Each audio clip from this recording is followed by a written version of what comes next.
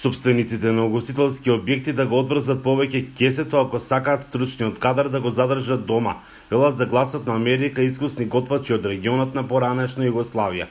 Последните неколку години се повеќе угостителскиот и туристичкиот сектор во земјава се соочува со недостаток на квалификувана работна сила.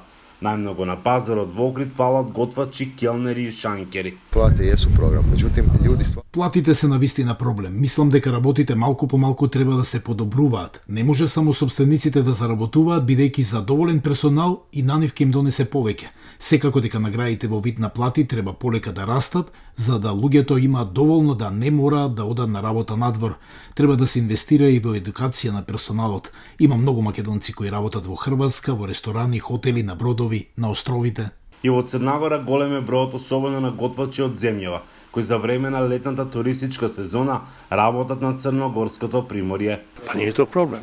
Тоа не е проблем. Плати пак ќе ги имаш. Кај нас во Црна Гора највисоката плата кај готвачите оваа година порасна и сега се движи помеѓу 3000 и 4000 евра. Не можете вие некого да го попречувате да оствари својата животна цел да купи стан, автомобил, на фамилијата храна.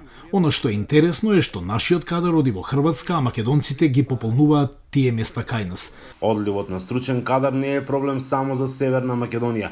Проблем имаат и во Словенија и Хрватска. Нивниот кадар заминува во Ирска или Скандинавија. Ми требамо радити на едукација. Ние треба да работиме на едукација на хотелиерите, на собствениците на ресторани и мали бизниси да разберат дека дел од колачот треба да го издвојат за својот персонал, но и дека мора да ги едуцираат своите луѓе. Мора да разберат дека капиталот кој го стекнале во 90-тите години е минато и дека сега вложувањето во луѓе е клуч за успехот на нивниот ресторан, хотел, бизнис со кој се занимаваат. И охридските хотелери признаваат дека има недостаток на работна сила, но не сметаат дека за тоа причина се само платите. Недостатокот почнува од училишните клупи уште од средно образование. 10% од вкупно запишани средношколци се запишани во на струките кои се потребни за ова стопанство. Замислете, тоа е поразителен податок.